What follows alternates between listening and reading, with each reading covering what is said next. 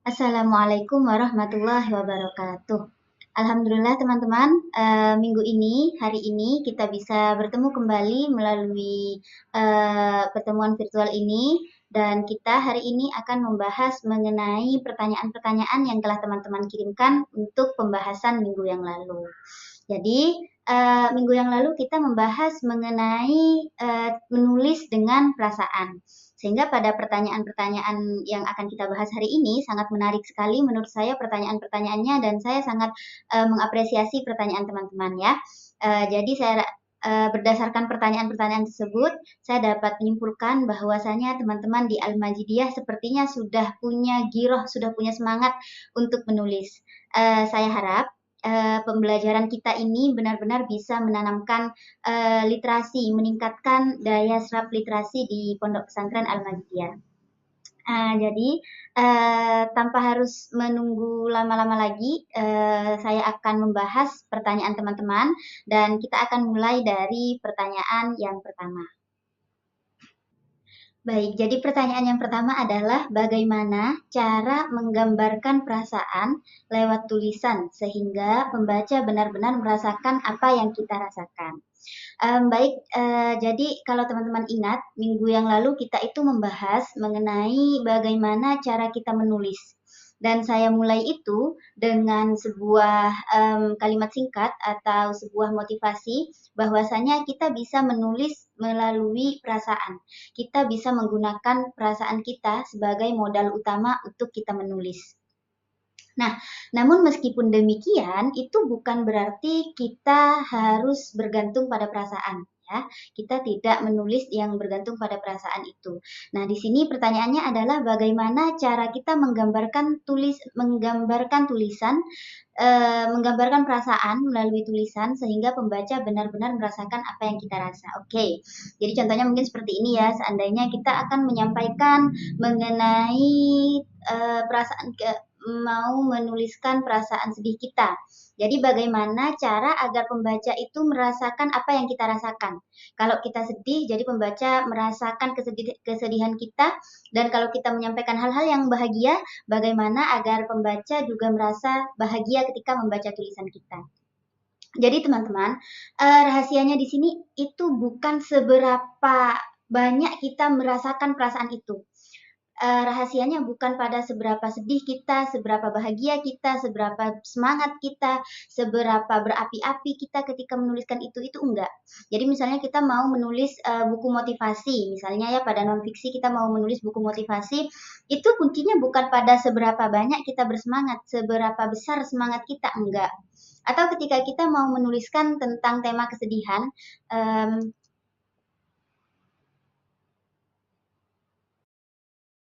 atau ketika kita mau menuliskan tema tentang kesedihan, itu bukan berarti seberapa sedih, bukan bergantung pada seberapa sedih kita, enggak seperti itu. Nah, jadi di sini kuncinya adalah seberapa pandai kita mengolah apa yang kita punya. Seberapa pandai kita mengolah perasaan yang kita alami dan akan kita sampaikan pada mereka. Jadi semakin pandai kita mengolah perasaan kita, semakin pandai kita mengolah perasaan kita dalam setiap kata, maka pembaca akan semakin merasakan apa yang kita rasakan. Seperti itu. Jadi dan di sini saya garis bawahi umumnya yang paling sering dilakukan penulis itu, penulis pemula khususnya, mereka hanya memberitahukan emosinya. Mereka hanya memberitahukan emosinya, mereka hanya memberitahukan perasaannya. Contoh, dia sedang semangat, dia sedang sedih. Ya mereka menyampaikan bahwasanya saat itu mereka sedang bersedih karena misalnya telat kiriman atau misalnya karena tidak lulus wisuda dan lain sebagainya gitu ya, yang paling relate dengan kehidupan pesantren. Uh, itu penyampaian emosi yang seperti itu, penyampaian perasaan yang seperti itu, jika tidak dibumbui dengan keterangan-keterangan yang jelas, situasi-situasi yang jelas, keadaan yang jelas dengan kemarahan kita, itu akan membuat pembaca ya sekedar tahu saja. Ya, sekedar tahu saja. Ibarat kata, kalau ada teman kita lagi ngomong seperti ini, aku lagi sedih. Kita sebagai pendengar hanya tahu bahwa dia sedang sedih. Beda lagi ceritanya dengan ketika teman kita mengatakan seperti ini, saya sedang sedih karena tadi itu gini, bla bla bla, dia ceritakan dari A to Z.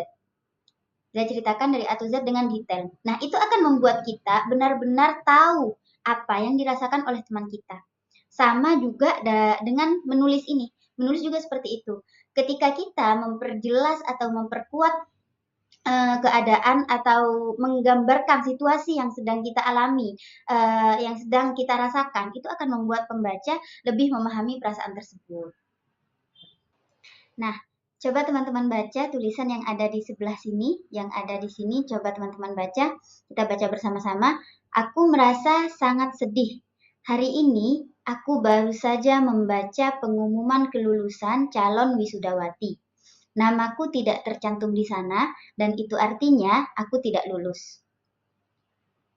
Bagaimana perasaan teman-teman setelah membaca ini? Bagaimana pendapat teman-teman setelah membaca ini? Apa yang teman-teman dapatkan? Apakah teman-teman mendapatkan informasi?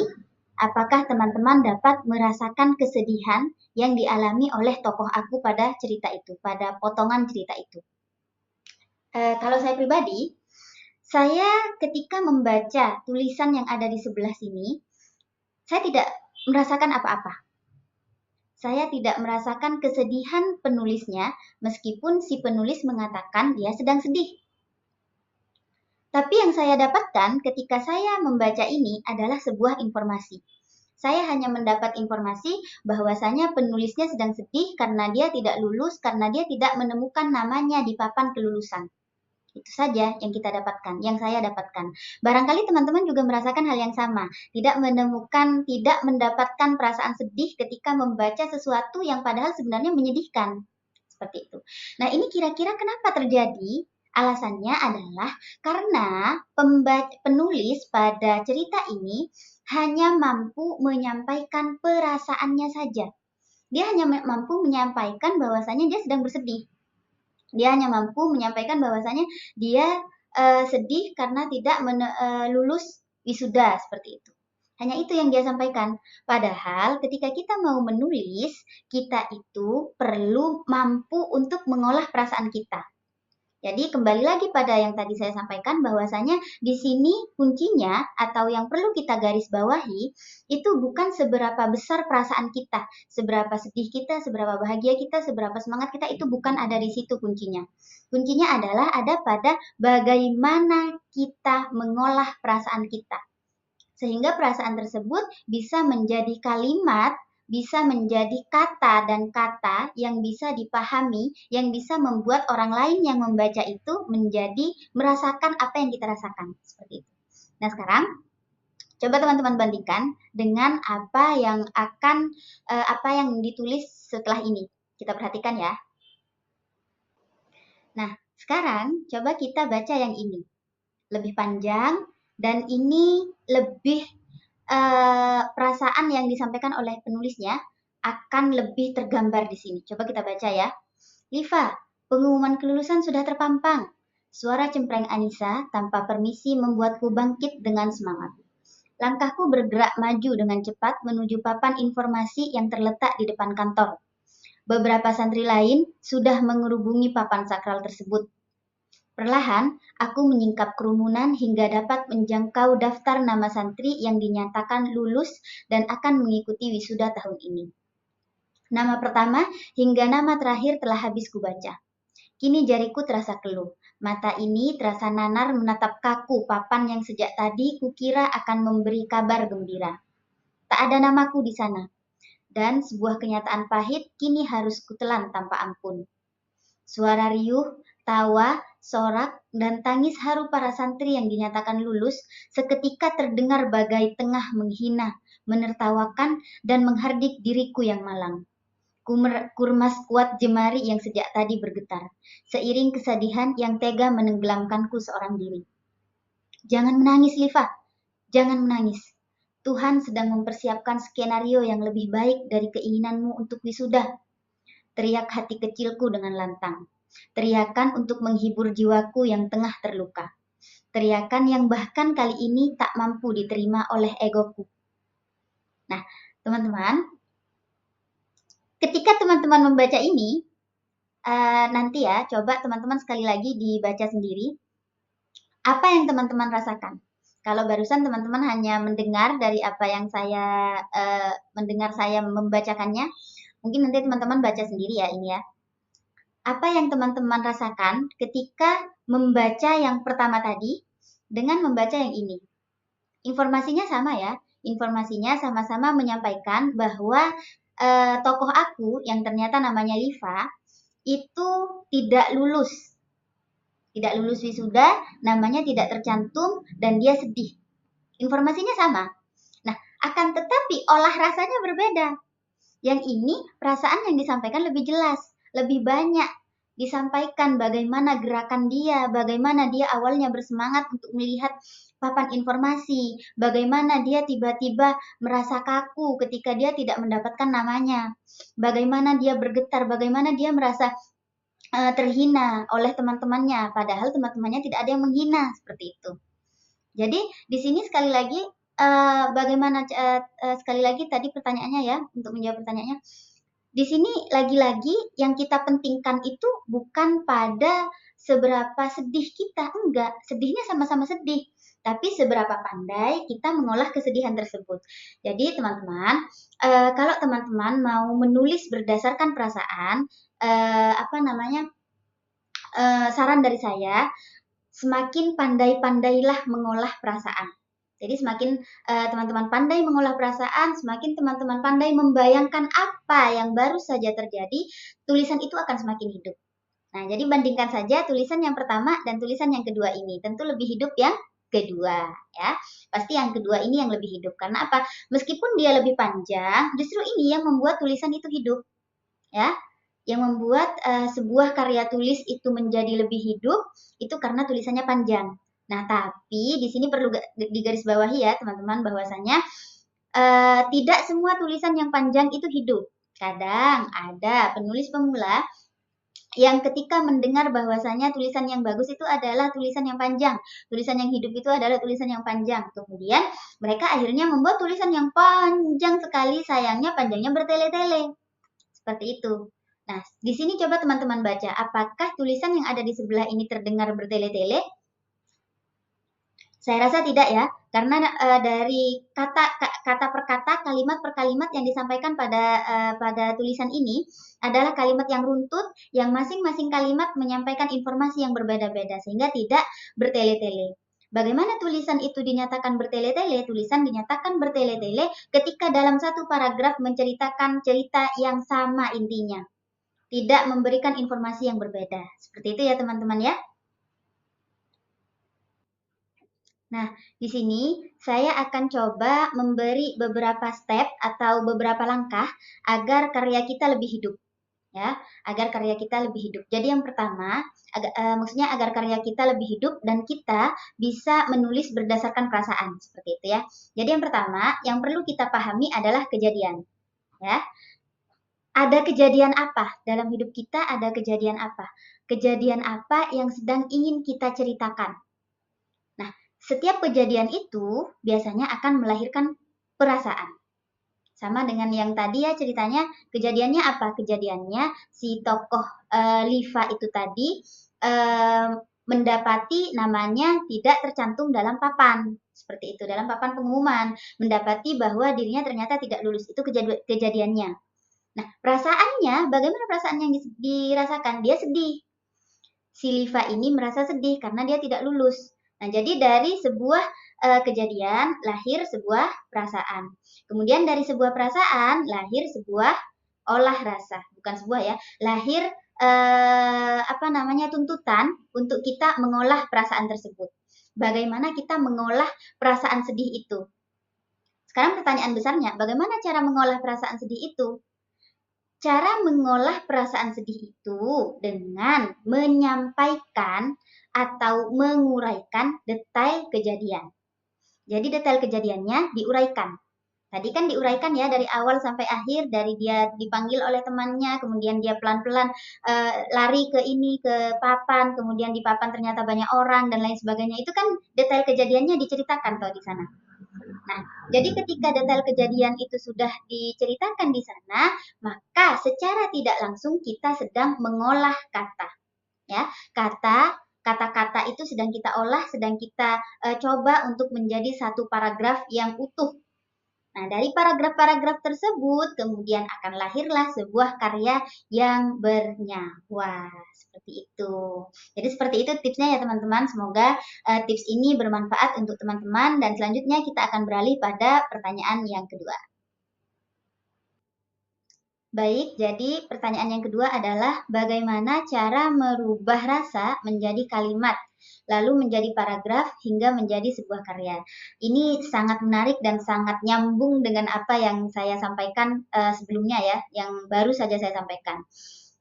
Jadi seperti ini ya teman-teman, meskipun kemarin kita telah sepakat bahwasanya kita dapat menulis hanya, dalam tanda kutip ya hanyanya, kita dapat menulis hanya bermodalkan dengan perasaan. Namun di sini yang perlu kita garis bawahi adalah perasaan itu bukan karya. Kalau kita merasa sedih, kesedihan kita itu bukan sebuah karya. Kalau kita merasa bersemangat, semangat saja tidak cukup untuk menjadikan kita berkarya. Namun di sini yang perlu kita tanamkan dalam hati kita, yang perlu kita yakinkan pada diri kita sendiri bahwasanya perasaan itu dapat membantu kita berkarya. Perasaan itu adalah bahan dasar atau bahan mentah untuk kita mulai menulis. Seperti itu. Adapun yang menjadi perantara kita bisa menulis adalah proses kita dalam mengolah setiap perasaan yang singgah di hati kita. Seperti itu ya teman-teman ya. Jadi kalau teman-teman pertanyaan yang ini menurut saya sama dengan pertanyaan yang tadi ya, jawabannya caranya adalah kita perlu memahami lagi tips yang ada di sebelumnya ini yang tadi saya sampaikan, bahwasanya kita bisa mulai dari kejadian, kemudian dari kejadian kita mulai perasaan, dari perasaan detail kejadian dan mengolah rasanya dan lain sebagainya. Kita bisa lihat kembali, sebentar lagi akan saya tampilkan ulang. Nah, di sini juga yang perlu saya sampaikan dan saya rasa ini sangat penting untuk penulis-penulis pemula ya.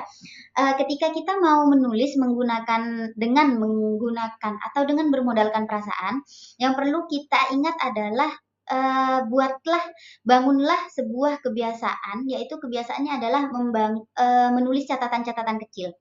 Jadi biasakan menulis catatan kecil. Kalau teman-teman di pondok biasanya punya diary ya, buku kecil itu, buku yang isinya buku curhatan. Nah, itu biasakan membuat catatan-catatan kecil itu. Nah, di catatan-catatan kecil itu biasakan untuk menulis kejadian-kejadian yang menjadi perantara adanya sebuah perasaan. Contoh, merasa sedih. Sedihnya kenapa? Coba biasakan catat di catatan kecil tersebut. Catat dengan detail. Atau tiba-tiba kemudian merasa bahagia. Sampaikan juga bahagianya karena apa. Nah, kebiasaan itu biasanya akan membangun kemampuan kita dalam menulis. Saya pun dulu juga demikian. Jadi ketika dulu saya masih menjadi santri aktif, saya juga sering menulis di catatan kecil itu, menulis diary. Ya, yang saya tulis sebenarnya simple, sebenarnya sederhana. Yang saya tulis bahwasanya hari ini saya merasa seperti ini, saya merasa sedih karena saya bla bla bla bla bla. Hari ini saya merasa bahagia karena tiba-tiba bla bla bla dan lain sebagainya. Nah, itu dapat mengasah kemampuan kita dalam menulis, mengasah kemampuan kita dalam menyampaikan apa yang kita rasakan, seperti itu. Jadi pada akhirnya semakin banyak pengalaman yang kita kumpulkan, semakin banyak catatan yang kita kumpulkan, akan semakin kaya kemampuan kita, akan semakin banyak kemampuan kita, akan semakin baik kemampuan kita dalam menyampaikan perasaan. Seperti itu ya. Nah, di sini saya cantumkan sebuah tantangan kecil yang sepertinya kecil tapi sebenarnya adalah hal yang besar bagi seorang penulis pemula. Jadi kebanyakan penulis pemula itu ingin seketika menulis sebuah karya yang panjang, ingin menulis karya yang banyak, ingin menulis karya yang utuh dalam sekali duduk. Padahal menulis itu bukan proses yang mudah. Padahal untuk menulis sebuah karya yang utuh itu nggak bisa dalam sekali duduk. Dan padahal keinginan-keinginan untuk menulis yang banyak, menulis yang utuh, menulis sekali duduk, itu tidak bisa dibarengi dengan keadaan kantong emosi yang belum cukup. Apa itu kantong emosi? Kantong emosi akan kita bahas sebelumnya. Jadi intinya yang akan saya sampaikan di sini, ketika kita ingin menulis yang utuh, ketika kita ingin menulis yang banyak, ketika kita ingin menulis sekali duduk, pastikan kantong emosi kita sudah penuh. Ya, kantong emosi kita sudah penuh. Nah, ketika kantong emosi itu tidak penuh, maka itu akan membuat tulisan kita terasa hambar. Bagaimana tulisan yang hambar? Tulisannya tidak bernyawa. Bagaimana tulisan yang tidak bernyawa? Tulisannya tidak bisa menyampaikan perasaannya pada pembaca. Ketika si penulis akan menyampaikan motivasi, motivasinya nggak sampai sama pembacanya. Ketika si penulis mau menyampaikan kesedihan, kesedihannya juga tidak sampai pada pembaca. Ya, jadi sekarang tantangannya ada pada kantong emosi. Kita akan bahas selanjutnya. Nah, ini adalah gambaran dari kantong emosi. Jadi, teman-teman, tolong ketika teman-teman mau mulai menulis, lebih-lebih menulisnya berdasarkan perasaan, pastikan kantong emosi teman-teman penuh. Pastikan kantong emosi teman-teman tidak sepi, tidak kosong. Bagaimana caranya? Diisi terlebih dahulu.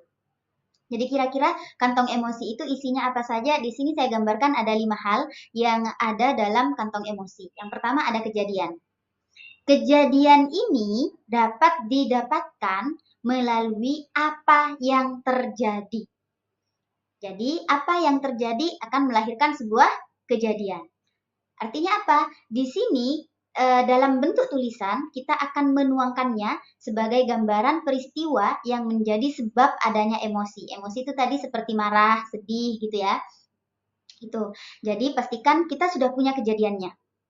Kemudian selanjutnya emosinya. Karena tadi ada kejadian kemudian ada perasaan, ya artinya perasaan itu emosinya. Ya. Jadi emosi didapatkan dari bagaimana perasaanmu. Jadi ketika kita sudah menggambarkan, jadi ketika meluapkannya dalam bentuk tulisan, yang pertama setelah kita menggambarkan peristiwa yang menjadi sebab adanya emosi, maka selanjutnya kita luapkan perasaan kita. Tadi merasa pada cerita yang tadi ya di awal mengetahui bahwa namanya tidak tertulis dalam papan informasi, dia merasa sedih. Luapkan perasaan sedihnya seperti apa? Sedihnya itu bagaimana? Itu diluapkan di sana. Nah, kemudian selanjutnya ada ekspresi. Ekspresi itu apa? Ekspresi itu berkaitan dengan apa yang kamu lakukan. Jadi ketika kita mendapatkan si tokoh tadi mengetahui bahwa namanya tidak terpampang, yang dia lakukan apa? Itu. Pastikan kita sudah mengetahui itu. Jadi dalam proses kita menuliskan ceritanya, yang disampaikan apa? Yang disampaikan adalah detail kecil yang dilakukan untuk meluapkan emosi.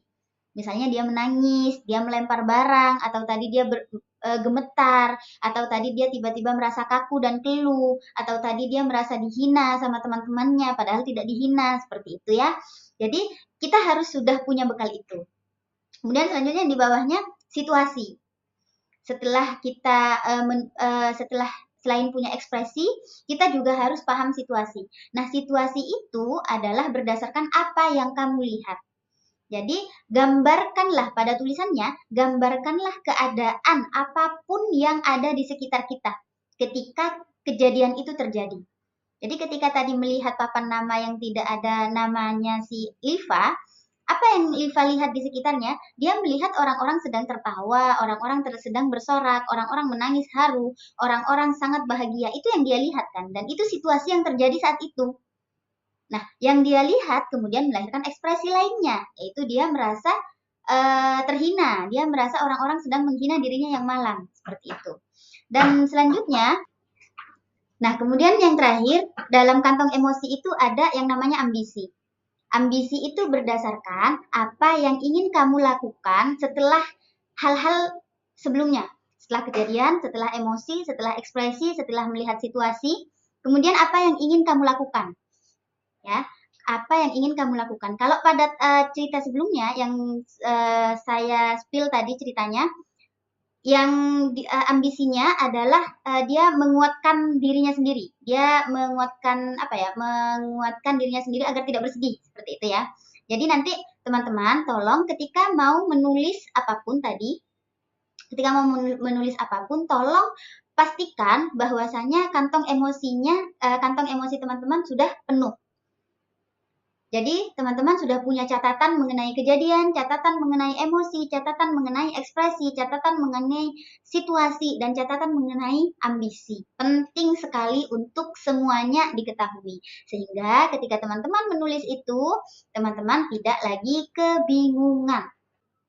Jadi, kesimpulannya, tentang pertanyaan bagaimana cara mengubah rasa menjadi kata, dari kata menjadi dari paragraf menjadi sebuah kalimat, kuncinya adalah kembali pada rumus ini. Jadi rumusnya ada pada kejadian, perasaan, olah rasa, detail kejadian, dan olah kata. Sehingga menjadi sebuah karya yang bernyawa.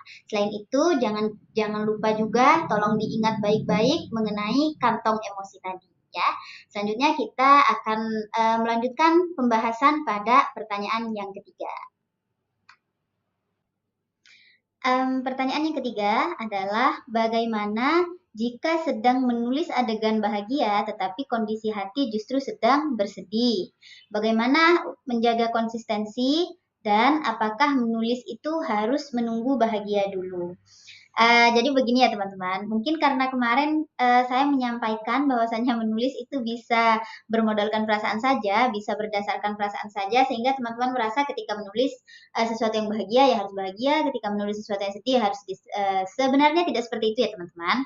Dan di sini perlu saya sampaikan, perlu saya garis bawahi bahwa ketika kita menulis perasaan apapun, kita tidak boleh mempedulikan atau bergantung pada perasaan pribadi. Nah, jadi sebenarnya pertanyaan yang disampaikan oleh teman-teman ini justru sedang menggambarkan bagaimana kehidupan nyata seorang penulis. Jadi, seorang penulis itu memang sehari-hari mereka harus menulis tanpa mempedulikan keadaan hati mereka. Penulis yang profesional itu hampir tidak pernah menunggu mood mereka. Jadi setiap hari ya mereka menulis. Setiap hari mereka menulis sesuai dengan target mereka masing-masing. Yang nulis fiksi ya udah nulis aja nulis fiksinya sesuai tanpa menunggu moodnya. Yang mau nulis non fiksi sama juga.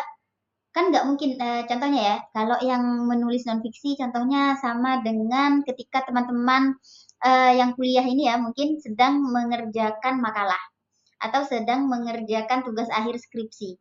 Nggak mungkin toh ketika kita menulis karena kita merasa bad mood, karena kita merasa tidak sedang perasaan kita sedang tidak baik-baik saja, kemudian kita tinggalkan tugas itu kan enggak. Tugasnya atau makalahnya atau skripsinya harus tetap ditulis dalam keadaan hati kita yang seperti apapun.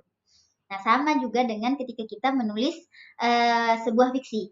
Sama dengan ketika menulis sesuatu adegan yang bahagia tadi. Masa iya kalau kita mau menulis sesuatu yang bahagia kita harus bahagia dulu? Nggak seperti itu ya. Jadi kenapa kok bisa nggak seperti itu? Kalau kita menunggu mood kita, kalau kita menunggu bahagia dulu baru bisa nulis, kapan kita akan mau punya karya? Kapan karya kita akan rilis? Kapan karya kita akan terbit?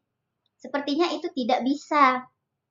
Maka satu-satunya cara adalah kita harus tetap menulis dalam keadaan hati seperti apapun. Jangan mempedulikan perasaan, jangan bergantung pada perasaan. Jadi sekali lagi, perasaan itu hanyalah bahan baku. Perasaan itu hanyalah bahan dasar ketika kita mau menulis. Dan itu bukan berarti kita harus bergantung pada perasaan. Jadi kalau teman-teman benar-benar ingin menjadi penulis, mulai hari ini belajarlah untuk tetap menulis tanpa bergantung pada keadaan hati. Seperti apapun keadaan hati teman-teman, tetaplah menulis. Ya. Untuk tipsnya, saya punya beberapa tips yang akan kita bahas setelah ini. Nah, jadi berdasarkan pertanyaan tadi, saya berikan tipsnya. Jadi bagaimana kira-kira agar kita tetap menulis dalam keadaan hati yang seperti apapun, bagaimana cara kita menulis tanpa mempedulikan keadaan hati? Kuncinya ada 3, saya rasa di sini ya. Yang pertama yaitu menulis kerangka sebelum mulai menulis apapun. Nanti mengenai kerangka ini akan saya bahas lebih lanjut di kelas, baik kelas fiksi maupun kelas non-fiksi, masing-masing pasti akan mempelajari tentang kerangka. Jadi, sekedar untuk diketahui sebelumnya bahwasanya kerangka dalam menulis itu adalah sesuatu yang penting. Jadi, kalau teman-teman mau menulis apapun itu, pastikan teman-teman sudah punya kerangka tulisan kalian. Ya, kalau mau menulis buku motivasi, pastikan sudah punya motivasi kerangka dari motivasinya. Kalau mau menulis kalau mau menulis sebuah karya fiksi, pastikan teman-teman sudah punya kerangkanya. Sehingga apa? Kerangka akan membuat tulisan kita lebih jelas. Selain itu apa? Ketika kita sudah punya kerangka, kita tidak akan bergantung pada mood kita. Kita tidak akan bergantung pada perasaan kita. Kalau misalnya kita lagi sedih, terus kita mau nulis sesuatu yang bahagia, ya nggak apa-apa. Kenapa? Karena kita sudah punya kerangka, kita sudah punya gambaran ini cerita mau bagaimana, cerita sedihnya seperti apa, cerita bahagianya seperti apa, itu sudah ada. Jadi pada akhirnya semakin jelas kerangkanya, semakin disiapkan dengan matang kerangkanya, akan membuat proses menulis kita semakin lancar. Jadi orang-orang biasanya yang ketika mau menulis dia menyiapkan kerangka terlebih dahulu, mereka akan menyelesaikan ceritanya, akan menyelesaikan tulisannya dengan lebih cepat dibandingkan orang yang ketika mau menulis mereka tidak mempersiapkan kerangka, mereka tidak mempersiapkan apa-apa, ya udah mau nulis sebuah cerita nulis aja gitu tanpa membuat kerangka, padahal kerangka ini penting ya.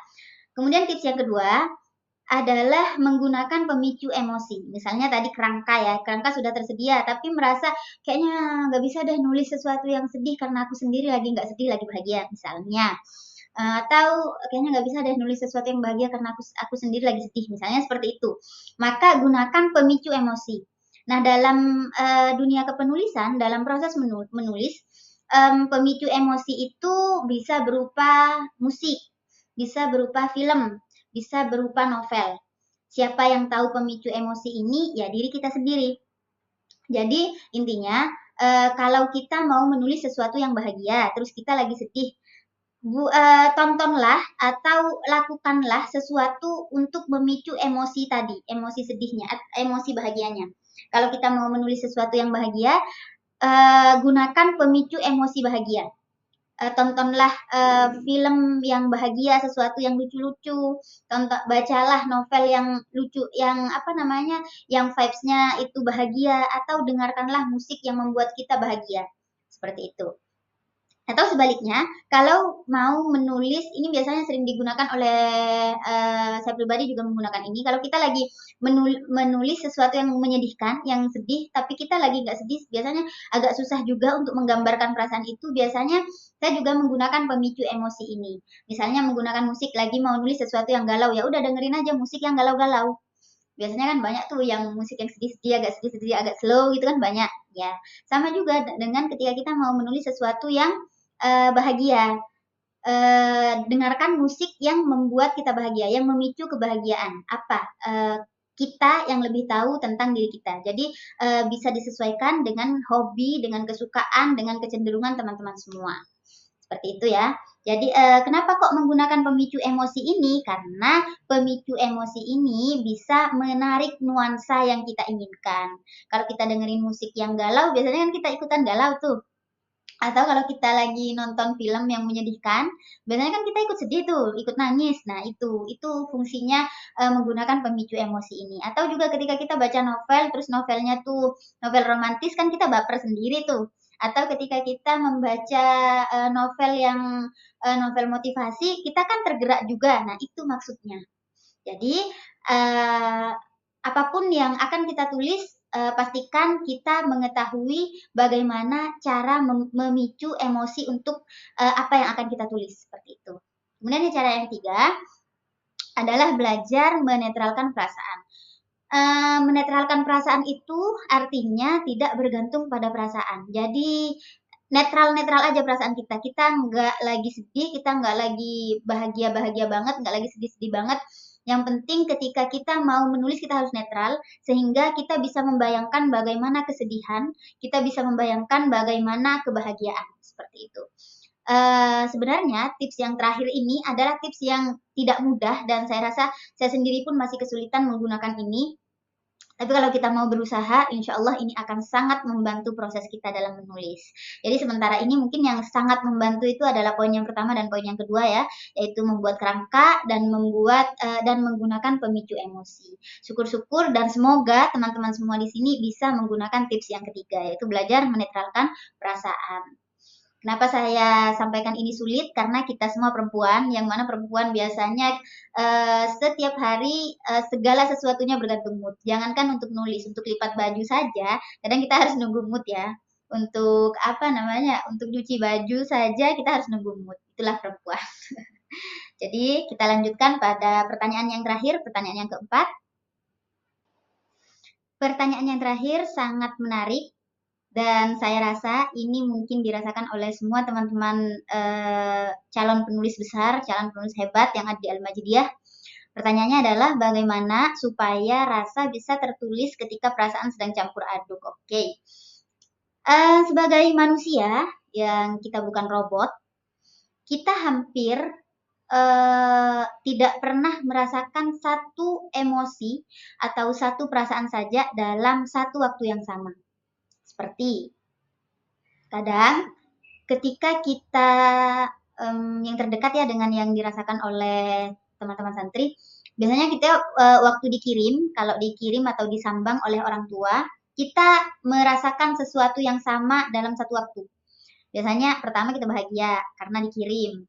Kedua, kita sedih mungkin melihat orang tua kita yang berjuang, yang membawakan banyak bekal untuk kita. Padahal kita tahu sebenarnya bagaimana keadaan ekonomi kita di rumah. Yang ketiga, biasanya kita kalau mau minta uang sama orang tua, kita maju mundur. Antara perasaan harus dan butuh uang tersebut, atau yang selanjutnya adalah merasa kasihan untuk meminta uang tersebut pada orang tua atau merasa malu untuk meminta. Itu kan dalam satu waktu yang sama tapi dengan perasaan yang berbeda-beda. Ya. Jadi dalam satu hari pun kita itu bisa merasakan berbagai perasaan yang sama. Kita bisa merasa senang, takut, marah, khawatir, lega, dan lain sebagainya dalam satu waktu yang sama. Namun, meskipun kita merasakan banyak rasa yang di sini disebut dengan perasaannya sedang berkecamuk atau sedang bercampur aduk seperti itu, apakah itu kita bisa tetap menulis? Apakah perasaan-perasaan itu harus tetap bisa kita tuangkan dalam sebuah tulisan? Jawabannya sangat bisa. Jadi, apapun yang kita rasakan, sebanyak apapun yang kita rasakan, itu tetap bisa kita tuangkan dalam bentuk tulisan. Ya. Perasaan kita yang random, karena kita manusia, apalagi kita perempuan, perasaan kita yang random, perasaan kita yang suka campur aduk, perasaan kita yang suka berkecamuk, itu bukanlah sebuah penghalang agar kita tidak menulis. Justru itu adalah bagian unik dari manusia. Justru itu adalah bagian unik dari kita sebagai perempuan. Jadi bagaimana caranya menulis perasaan yang random itu dalam tanda kutip? Caranya adalah dengan menguraikan setiap rasa. Ini sangat mudah saya rasa. Caranya atau tips kecilnya adalah dengan kembali pada tips yang tadi adalah mencatat, menulis catatan kecil ya. Caranya adalah menguraikan setiap rasa yang kita rasakan, lalu menuliskannya atau menuangkannya satu persatu. Saya punya tipsnya, saya punya beberapa tipsnya setelah ini. Namun sebelum saya berikan tipsnya, saya akan memberikan gambaran sebuah cerita yang ditulis berdasarkan perasaan yang banyak. Bukan perasaan yang banyak ya, perasaan yang lebih dari satu gitu loh. Maksudnya perasaan si tokoh ini lebih dari satu, dia tidak sedih saja gitu. Kita akan baca, ini masih berkaitan atau sama persis dengan cerita yang tadi, cuma di sini saya perjelas. Nah, di sini teman-teman bisa melihat di catatan ini sudah saya beri tanda. Tadi saya sampaikan bahwasanya untuk menulis menulis dengan perasaan yang berbeda-beda itu apakah bisa atau tidak? Tadi saya bilang bisa. Nah, di sini saya buktikan catatan yang saya tulis dengan menggunakan dengan ditebalkan dan berwarna hitam itu adalah jenis perasaannya. Tadi saya sampaikan catatlah perasaannya, kemudian uraikan satu per satu. Nah, cara menguraikan ini bagaimana? Cara menguraikan itu menyampaikan detailnya, menyampaikan ekspresinya, seperti itu. Nah, kemudian di sini ada tulisan yang saya beri tanda warna merah. Nah, itu adalah cara mengekspresikannya. Gitu ya. Di sini kan ada tuh, coba kita baca. Liva itu perasaannya yang pertama sedang bersemangat. Nah, semangatnya bisa digambarkan dengan apa? Dia melangkah dengan cepat. Jangan sedang semangat, sehingga dia melangkah dengan cepat. Itu perasaan yang pertama. Kemudian perasaan yang kedua, dia merasa sedih. Bagaimana dia merasa sedih? Bagaimana dia mengekspresikan kesedihannya? Bagaimana kita menuliskan kesedihannya? Dia jarinya tiba-tiba terasa keluh, kemudian matanya terasa nanar menatap kaku papan yang tidak ada namanya di sana. Jadi itu adalah bagian dari uraian dari perasaannya. Kemudian yang ketiga, dia merasa hina. Dia merasa hina. Bagaimana dia merasa hina?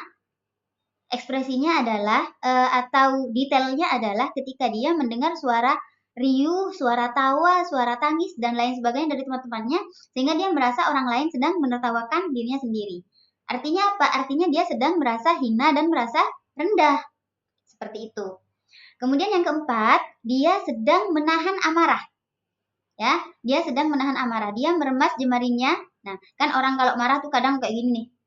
Dia mengepalkan jemarinya, meremas jemarinya dengan kuat. Kan orang yang sedang menahan amarah, pengen marah tapi dia tahu dia nggak boleh marah.